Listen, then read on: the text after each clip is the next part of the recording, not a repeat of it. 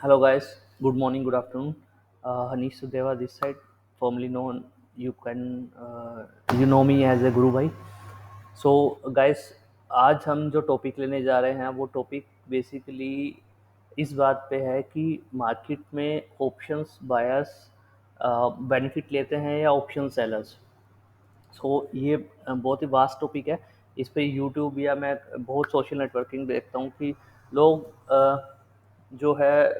लोग अलग अलग मानना है कि options buyers are successful while option sellers are successful.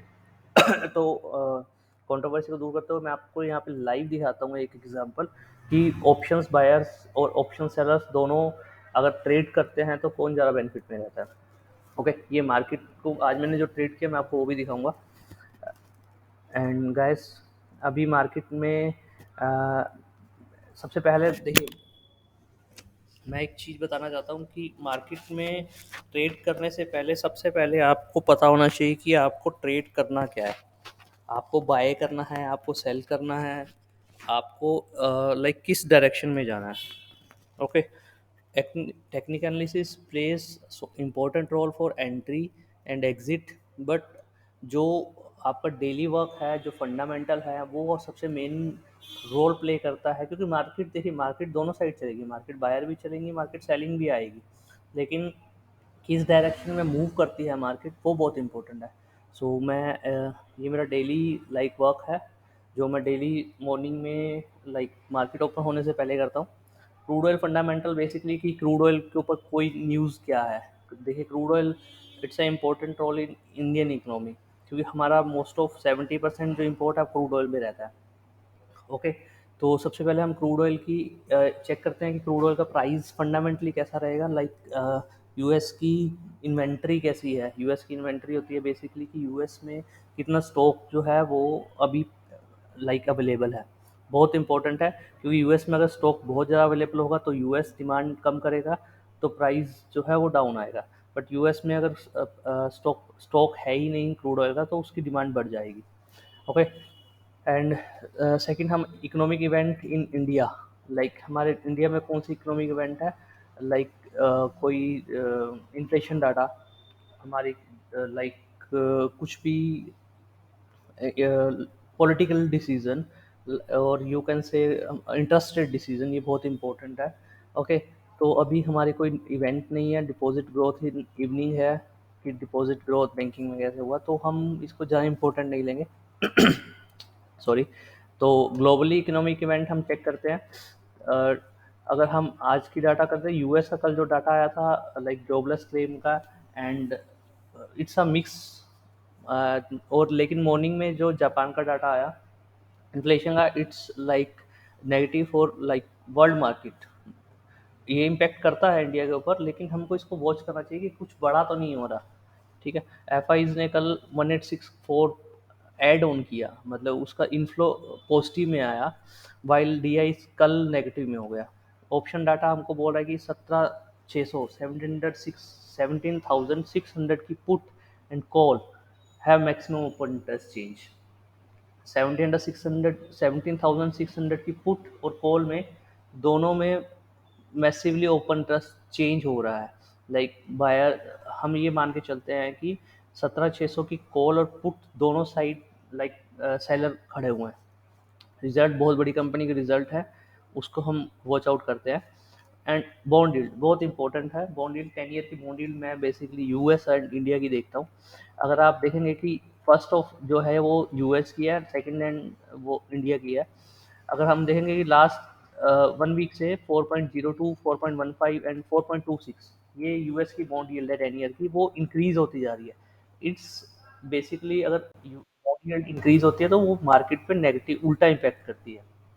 Okay, and you can से हियर इंडिया की 7.4, 7.508, 7.512 इंडिया की भी इंक्रीज हो रही है। That is also negative for Indian market. Okay, and global कोई बड़ी न्यूज हो, जैसे यूके के पीएम ने आज रिजाइन किया बिकॉज ऑफ इकोनॉमिक अनसर्टेनिटी की वजह से। यूके की पीएम ने वहाँ पे रिजाइन कर दिया। And USD INR, you can say it's an also a negative part because of कि लाइफ टाइम हाई टच कर रहा है USD INR USD against. And VIX VIX is going on decrease day by day.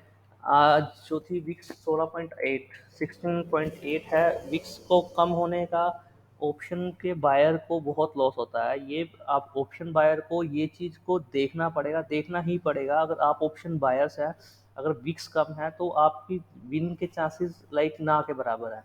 मैं आपको Vicks बताता हूँ, volatility index है। देखिए, अगर वॉलेटिलिटी मार्केट में आपकी सब कुछ ठीक है, आपने एनालिसिस करके एंट्री भी ले ली, सब कुछ ले लिया, लेकिन अगर वॉलेटिलिटी ही नहीं है मार्केट में, मार्केट सिर्फ 20 पॉइंट या 30 पॉइंट में मूवमेंट करता है, तो आपका प्रीमियम डीके हो जाएगा।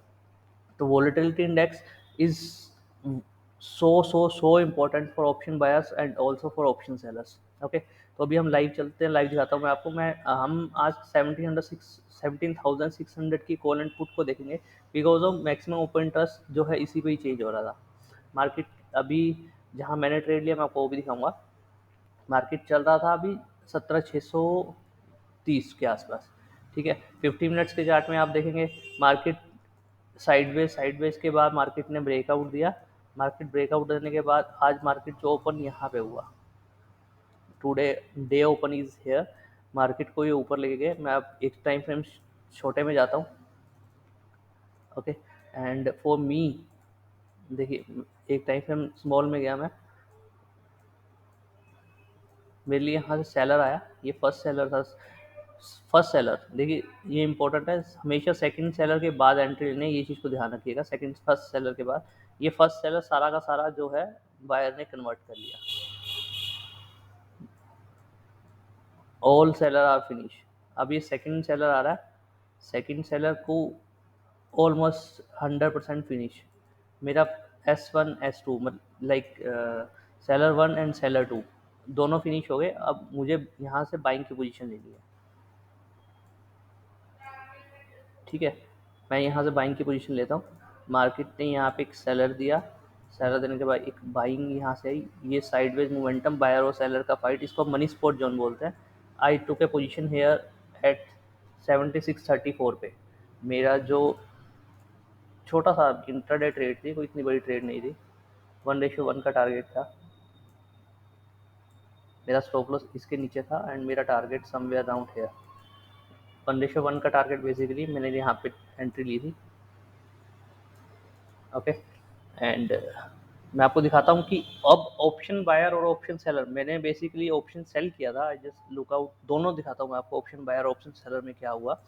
फर्स्ट हम जाते हैं 17,600 की कॉल पे। देखिए हमने एंट्री ली 11:25 पे।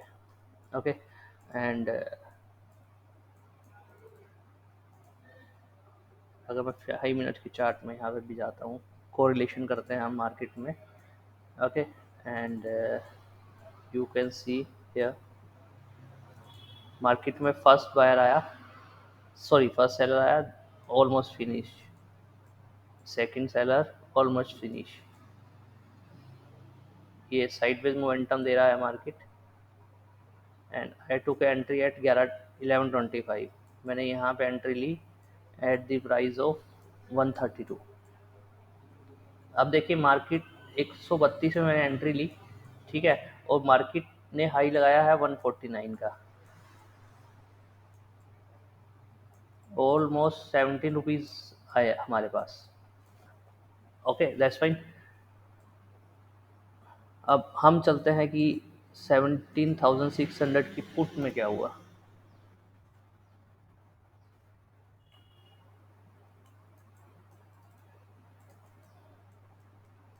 ओके, 11:25, 11:25, हाँ यहाँ पे एंट्री ली 105 पर एंड इसने बनाया 86 का लो,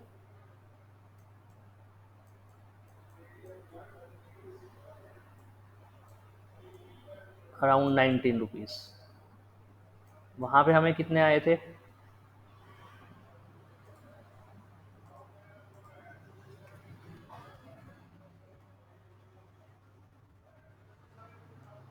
17 रुपीज़, और पुट में हमें कितने आए, 19 रुपीज़। देखिए ये बहुत इंपॉर्टेंट है, अगर आप इसको 17 और 19 के हिसाब से नहीं देखेंगे, और इसको अगर हम लाइक, ये तो सिर्फ मिनट्स की बात होगी, like it's 11:25 and around 11:40, around 15 minutes में ये 2 रुपये का थीटा डिके हो गया। बट यू कैन से, आप सिर्फ इस एग्जांपल से ये देखेंगे कि ऑप्शन बायर और ऑप्शन सेलर कैसे बेनिफिट होता है। ऑप्शन बायर और ऑप्शन सेलर में एक और फर्क भी होता है, मैं आपको एक चीज़ दिखाता हूँ। लाइक इफ़ यू, मान लीजिए मैंने यहाँ पे बाय पोजीशन लिया, मान लीजिए मैंने यहाँ पे बाय पोजीशन लिया, ओके, मार्केट थी 4 कैंडल्स में मार्केट ऊपर गया। अब मार्केट, मान लीजिए कि मैंने निफ्टी की कॉल यहाँ बाय किया होता, और मार्केट ऑप्शन जो है, लाइक मार्केट वैसे रिएक्ट नहीं कर रही थी, मार्केट ऐसे रिएक्ट कर रही होती, मार्केट यहाँ तक गई, मार्केट यहाँ तक गई, लेकिन मार्केट गई कैसे, मार्केट ने टाइम कितना ले लिया, मार्केट ने 15 मिनट की जगह मार्केट ने यहाँ पे अराउंड यू कैन से 1.5 आवर ले लिया। ओके, मार्केट यहाँ तक गई, मार्केट आपका 1:1 1:2 का टारगेट हो गया, मार्केट यहाँ तक गई, लेकिन आपका टारगेट अब इस कंडीशन में क्या होगा, इस कंडीशन में टाइम कितना लिया, इस कंडीशन में थीटा डिके कितना होगा, टाइम डिके कितना होगा।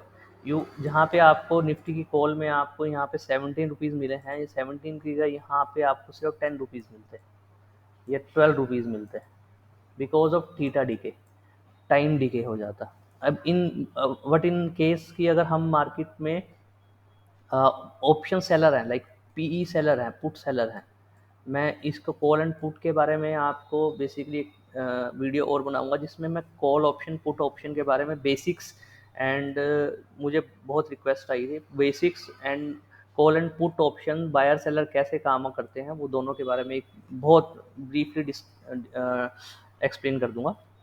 एंड यू कैन से है, अगर मैंने यहाँ पुट सेल किया होता और मार्केट मेरा टारगेट सेम ऐसे होता, तो मुझे कोई फ़र्क नहीं पड़ता, मुझे वहाँ पे फिर भी 19 रुपीज़ ही मिलने थे, बिकॉज ऑफ टाइम डिके के कारण वहाँ मेरा प्रीमियम जो है वो कम होता जाता। आई एम ऑप्शन सेलर, मेरा प्रीमियम कम होना मेरे लिए एक बेनिफिट है। लाइक मार्केट आपकी डायरेक्शन में चलती है तो भी आपको बेनिफिट होता है, मार्केट आपकी डायरेक्शन में नहीं चलती तो भी आपको बेनिफिट होता है इन ऑप्शन सेलिंग में।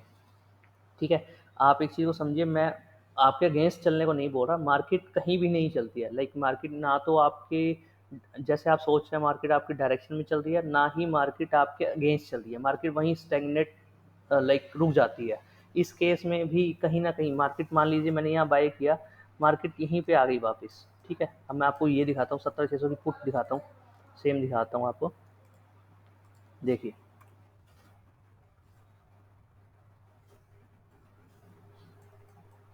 देखिए मैंने सेल यहाँ किया था 105 पे 92, अभी भी मैं प्रॉफिट में हूँ, वाइल मार्केट, देखिए मार्केट वहीं पे वापस आ गई जहाँ से मैंने बाई किया था, अभी भी 13 रुपये प्रॉफिट में हूँ।